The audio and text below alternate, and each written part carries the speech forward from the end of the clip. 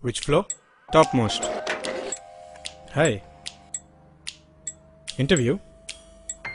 Damn nose, huh?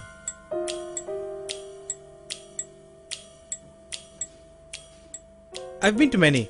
Now another one. I know how you feel. I'm Sam, short for Samir. I'm Harish, short for Harish.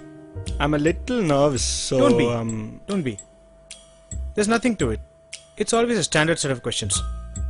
Let's start with the first. The first question is the most basic one. And if your answer is no... because you didn't have a passport. Okay, Mr. Harish, your resume looks decent. I'm sure you have a passport? Huh? Passport? It's still processing. Oh, I have a passport. Good. Can I see it right now? Mr. Harish, do you even have a passport? Yeah, I do. I just need to go to the passport giving office, fill a few forms, wait a couple of months, and it's in my hand. You mean you have to apply for a passport? You could say that. And I finally decided to get one. And thus be done with step 1. But what I realized was that it was just the beginning. Every single interview I've been to, they start with my so-called necessary documents and applications. I need your application papers. Yep. Your salary statement documents. Your process and process applications, experience evaluation documents, official unauthorized certificates, statement of purpose attachments, letter of recommendations, proof of residence. Another standard question. But putting it all together is no walk in the park. But you take all that effort in compiling and arranging those papers the night before the big day. And of course, shit happens. And then there are those questions you didn't quite prepare for. Okay, so do you think you're good enough for this position? So sleepless nights of research helps. Sleepless.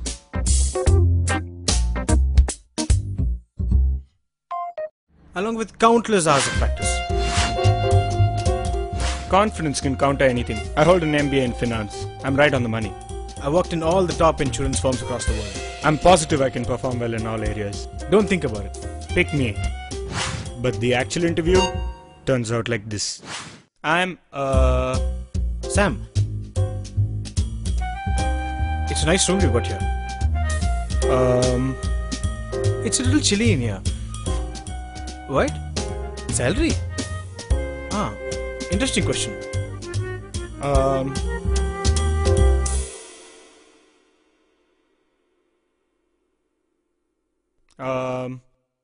I have nothing else to say, but I seriously think you should pick me. And above all questions, one thing they definitely look out for is a guy who dress to impress.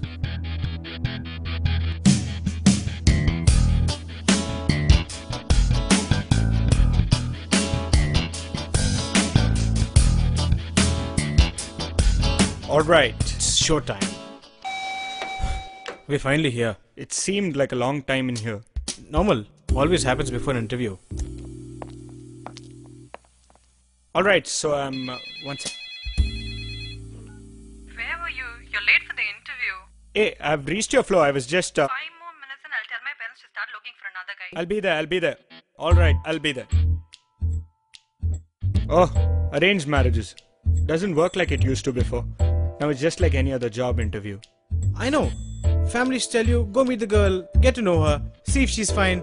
But the reality is, it's more like a job opening. And you're just another applicant. But quick question though, aren't you too young to get married? I get that a lot. But family pressure. But that's why they call it marriage. It's something that can age you up pretty quick. Good luck with yours. Yeah, you too, man. I say, don't leave me alone. She says, give me diamond stone. I say, don't leave me alone. Marriage interviews, been to many. In fact, I have been to so many interviews that I've actually been married 5 times in the last 6 months. Girls really demand a lot these days. Arranged marriages are like business transactions. Every time I step in, it feels like appearing for a job. Or was it 6 times? This is what arranged marriages have come to. They'd rather see my MBA degree than me. I don't get called for that many interviews. I believe in quality over quantity. Unfortunately, so does the girls I look out for. Salary, salary, salary. They ask about nothing else. But there was this one time. One time, one girl actually asked me to fill out a form she brought along. Another time, someone even asked me to bring my credit card bills and bank passbooks. But bottom line, And my advice? rather than suffering through humiliating interviews, I'd rather stay unmarried and unemployed.